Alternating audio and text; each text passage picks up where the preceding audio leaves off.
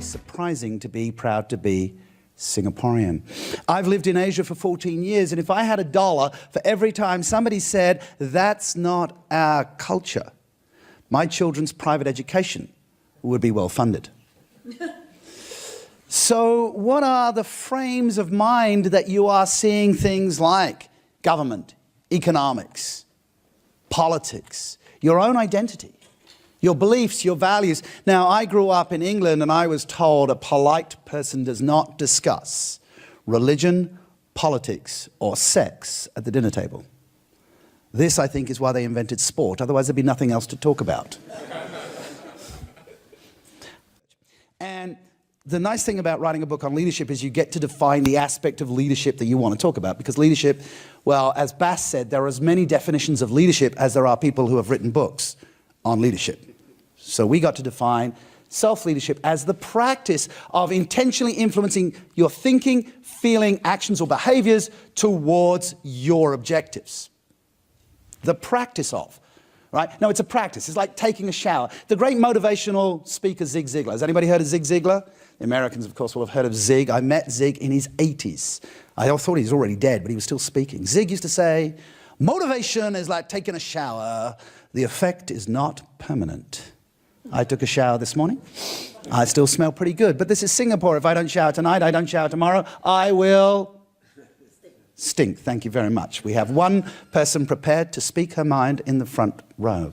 Yes, self-leadership is the practice of intentionally influencing your thinking, feeling, and actions towards your objectives. Now, when I first started talking about this, people said, well, self-leadership, surely that is selfish. And I said a little bit, but let me tell you this. Have you had this experience? So why then is it that every steward and stewardesses on every aeroplane, on every flight I've ever taken, and you've taken too, say something like, should the oxygen masks fall from the ceiling, place over your nose and mouth before assisting others, even children? Why do they say that? Please tell me. You can't lead others unless you first lead yourself. And the philosophy and the economics of Adam Smith and the libertarian economists say it is about self-interest. We are driven by self-interest. Yes, human beings are collective and we are tribal, but we are driven by self-interest. Adam Smith said this. It's not from the benevolence of the butcher, the brewer, the baker that we expect dinner, but from their regard to their own interests. Why am I here today? Now, interestingly, today I'm not being paid. This is an unusual event. Please cut that from the video. But I am being paid in a certain way.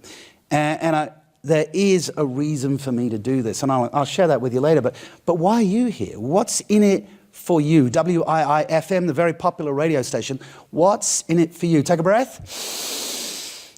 What's your oxygen? So when the aeroplane drops that mask, it's because you need oxygen. You need literal oxygen. But what's the metaphysical or metaphorical oxygen that drove you to be here today? What is the oxygen that motivates you to do your best work?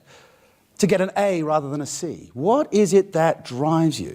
Now, in 2012, Andrew Kazan and I came up with a list based on some previous researchers, and we came up with this list, the desire for activity. So some of you are dying sitting in a chair all day. You want to jump up and around.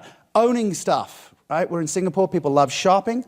The desire for power, we're seeing that pretty much everywhere. The desire for affiliation, for competence, for achievement, for recognition, for meaning. As Viktor Frankl said, man's search for meaning. What drives you to do your best work? So self-leadership, and the book that I just handed out is an update. The 2012 book is used on MBA programs around the world, and it's still available on Amazon. The 2016 one, I'm going to give it away to you for free. I don't have a physical copy for everybody, but I will give you a URL where you can get it. And in that book is a model, because every book has to have a model. No model, no book, no resale value, right? Let's have a model. And this is a model, and it's got 3 I's and it's got 3 S's. But the clear division I want you to have here is an inner versus an outer game. In tennis or golf, a coach will talk to you about the outer game, how to hold the golf club, how to hold the racket. But the inner game is how you think about yourself as a player, how you think about your own skill set, how you think about the opponent, how you think about it when it's 40-love against you and it's in the final. The inner mental game starts with intentionality. Why am I here? Why are you here? All right, Simon Sinek made this concept very famous with his TED Talk. I hate Simon Sinek for this out of just pure jealousy because that went viral. Start with the why. We've been talking about this for years. He beautifully encapsulated that in a 3-circle model. And now we all know Simon Sinek starts with why. Why are you here? Why are you doing what you do? Intentionality drives performance. Then the inner game is our self-awareness. Who am I? What's my biases? What's my preference? What's my personality? Self-confidence. What am I good at? And this thing called self-efficacy, which is kind of the combination of confidence and self-belief. It's the confidence to try something new, take the feedback, make the adjustment, and progress. And self-efficacy is the secret sauce in hiring anybody. When I speak at HR conferences, I spoke at 2 HR conferences in Vietnam last week, I tell HR people don't hire on historical competence because that competence will be irrelevant in 12 months' time. Hire on self-efficacy. Hire somebody by asking the question, what have you failed at that you subsequently overcame? What have you learnt from that failure? What did you do different? Not what are you good at, because what you're good at is going to be irrelevant very soon.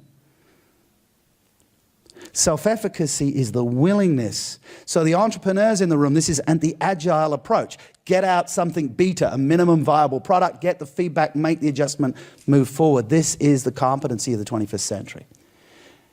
When we have a good inner game, then we are much more influential and therefore more impactful. Impact is how we're measured. The world does not measure us as a human being. The world measures us as a human doing.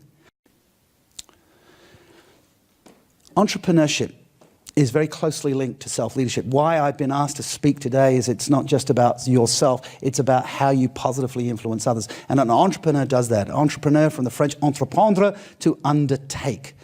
Initially to undertake an adventure or to undertake a risk. And we have an economist who I'm reliably informed is pronounced Jean-Baptiste Say, not Say. But we're in Singapore and people do not pronounce French very well in Singapore. If you try and get to a certain hotel in Singapore in a taxi, it is impossible if you pronounce the French name of this hotel correctly. The Rendezvous Hotel. You tell a taxi driver, I want to go to the Rendezvous Hotel, he says, voila. If you say, I want to go to the Rendezvous, you will get there very quickly. So, Jean-Baptiste Say, another quote. A follower of Adam Smith, influenced by Adam Smith, also influencing American politics. Jefferson was a fan of Say. To succeed, the entrepreneur must have judgment. They own their thinking, perseverance, and knowledge of the world. Ayn Rand, who in the 40s was writing novels around individualism. In The Fountainhead, you have an entrepreneur, you have an accountant who wants, an architect who wants to do things different and fights the system. And eventually there's this final scene in the courtroom where he talks about entrepreneurship, that everybody who started something, from the man who invented the fire or the man who invented the wheel, was challenged and hated by his colleagues, even though they took his gift. It's a great quote in Atlas Shrugged about money. That it is not the root of all evil, but it is the material shape of the principle that men who wish to deal with one another must deal by trade and give value for value. I said money is not a motivator, it's just a way of keeping score. And that man's mind is the root of all goods produced and of all the wealth that has ever existed on the earth. Whose thoughts are they? Your thoughts are valuable when you can speak them or when you can take action upon them. If they are only in your head, they have no value. Back to self-leadership. If we have an inner game, we influence and impact and therefore have an economic value. And I want to talk very quickly, as I'm probably running out of time, about the last 3 aspects of this, or intentionality. So I told you in 2000 I was broke. I lost all my money, lost my business, lost my self-esteem, my self-confidence. But I had this revelation on a bus. And I set about intentionally building an international business. I called my business Self-Leadership International in 2000. I had no local business, let alone international business. But the power of intention, I travel all over the world. And when I travel over the world, I come home, and these are two of my kids. This is Tasha and Nathan waiting for me at the airport. They're a bit bigger than this now. So why do I do what I do? Because I make a difference. I get paid. All right? I enjoy what I do, and I get to build my family and my community. Always know why you're doing what you're doing. Impact. You're an audience. Here's an audience. Everything we do has an impact. Never just look at the work. Always consider what's the output of that work. I started with January 1961. I started for a purpose. I mean, it frames the year of my birth. It's an incredible year, 1961. Well, other than the fact I was born, is, Kennedy comes in. It's the beginning of the space race. The Berlin Wall went up. In 1968, in fact, December 24th, 1968, fueled by fears of Soviet space supremacy, America sent Apollo 8 around the moon. And we get this amazing vista. For the very first time, we get to see the Earth over the surface of the moon.